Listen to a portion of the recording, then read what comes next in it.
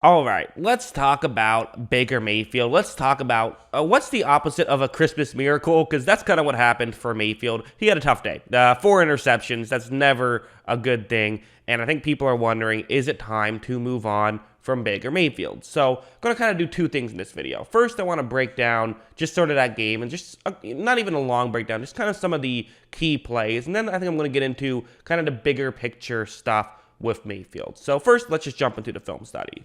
All right, so let's start things off with this play. This was probably the most egregious interception out of the four that Mayfield would throw, in my opinion. This one was it's a bad decision. That's really what it comes down to. And this is something I brought up earlier in the year as well, is, there is still this injury that's kind of, hanging over our heads and making us say, how much can we really evaluate Mayfield because of the injury concerns? And I think that's a fair thing to bring up. Like, I definitely do. But there's also some plays like this where he's just making bad decisions, and that's not an injury thing. That's just him making poor reads, and it's kind of something that, this is going back to his rookie year he was doing, and especially that second year when things, fell off a cliff in the Freddie Kitchens short-lived era. And now it's rearing its ugly head again this season. Anyways, let's break down the play. So it's going to be a cover 3 zone, and you have a pretty simple concept to beat this coverage. And really, the safety is going to determine where you make your read. You have one receiver who's running a deep route.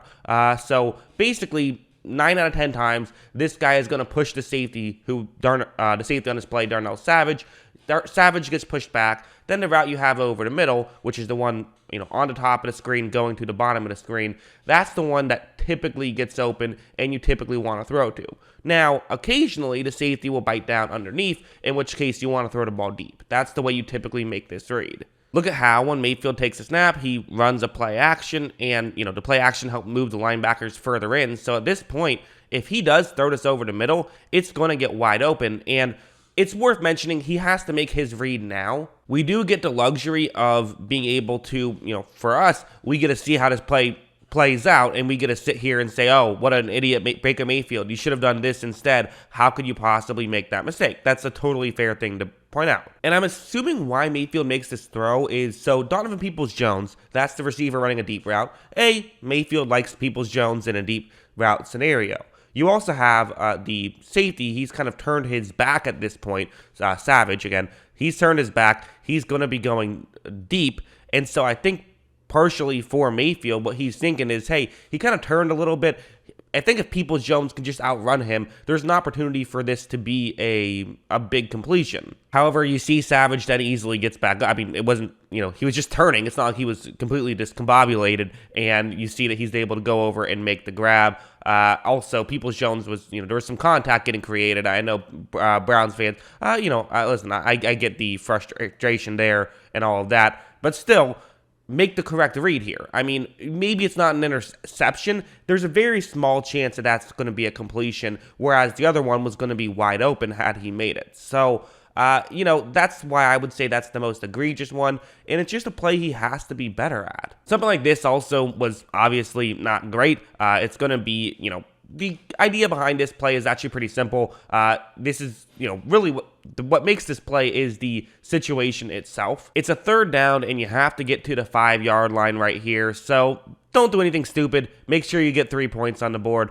I'm kind of always a fan of just, like, in these scenarios, more can go wrong than right in this spot. Like, it's very rare that you actually get the completion here. I think, unless you have Patrick Mahomes, he's gotten a few of these. For the most part, just run the football or even kick a field goal on third down. Like, I don't have an issue with that.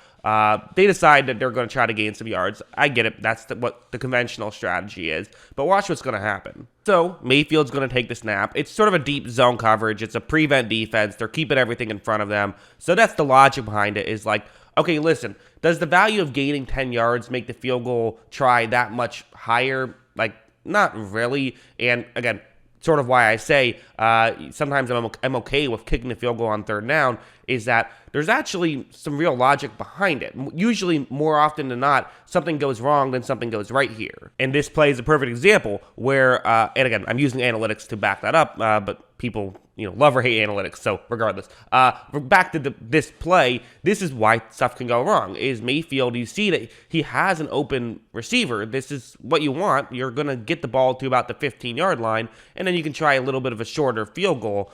But the issue is just this is just a bad throw. Look, I mean, he just overthrows it. And you also see, I'll try to show it again so you can kind of see his footwork on this play, because you see that he kind of does end up throwing it a little bit off his back foot. He doesn't want to take the hit here, which I do kind of get, but still, because of that, you throw an interception, and at that point, just throw the ball away. Like it's not worth it. If you're gonna try to make a throw, not being able to get your feet planted, it's a lot of times not going to go well. When the windows are so tight in the NFL, got to get those feet planted. So just one of those tough situations. Again, not much else you can do. Missed throw is what is, but yeah. This interception was also this one was weird. I don't know exactly like how much I can really criticize Mayfield for, because this was just a weird play. It's going to be zone coverage of some kind. I believe it's supposed to be cover 3. We'll get more into why I'm saying it like that in a second. But for the Browns, they have a pretty simple concept where you have multiple receivers kind of run over the middle,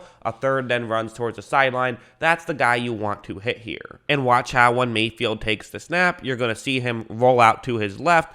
And so this is interesting. I've circled those 2 Green Bay players right there. I could be wrong. I believe there's some sort of blown coverage going on here. I don't know exactly. Maybe it's just some coverage I'm not used to, whatever. But the reason why I'm saying this is they're both in the exact same spot, which is usually not what you want to do, because 2 guys being in the same spot, that's not helping you too much. Meanwhile, there's another interesting thing. You have an open receiver, and so I understand why Mayfield wants to make this throw. I totally get it. You're seeing down here, okay, this is working. So if you make this throw, it appears to be open. The issue is that Rasul Douglas, who's currently facing away from the field, he's not that far away, and he doesn't have anyone else he has to, take advantage of. He doesn't have anyone else he has to pay attention to. So for him, he's kind of still freed up to make this play.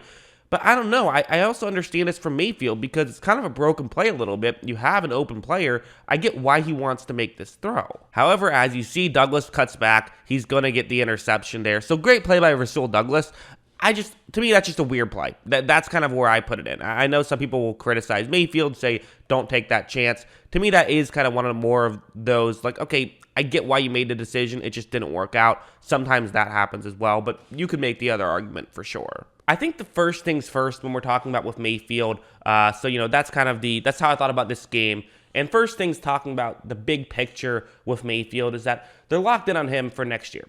You have him for, about a little under $19 million for 2022. So that's also worth mentioning. And I think that the other side is we've seen Mayfield play better than we're seeing him play this season. And even though I want to say there's still some mistakes, usually the good will outweigh those mistakes. We saw that last year. That's what happened. So, that's a big part of why they not just went to the playoffs, but won a playoff game, was because Mayfield was, at least a competent quarterback, and if not a tier 1 quarterback, at least like a tier 3, solid starting quarterback.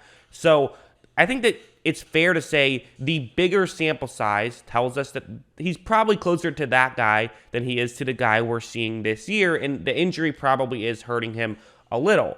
The question, though, is that can you win a Super Bowl even with that guy, let alone with, what we're seeing right now, and that becomes a lot more difficult. I think the reality is you don't want to get rid of Baker Mayfield just to get rid of Baker Mayfield. I always think back about the way the Miami Dolphins got rid of Ryan Tannehill, and it kind of just felt like they were getting rid of him to get rid of him. I don't want to do that if I'm Cleveland. If you're getting rid of him, do it with a purpose. Have an Aaron Rodgers that you're acquiring. If you're trading for Derek Carr or something, you're getting an upgrade, then I understand the logic, then I don't hate it. But if you're just getting rid of him to get rid of him, I think that would be a horrible mistake, because we've seen him play better than this. This was just a tough game. So that's kind of my thoughts on it. What did you guys think? Let me know in the comments below. Always love hearing from you. And of course, as always, thanks for watching.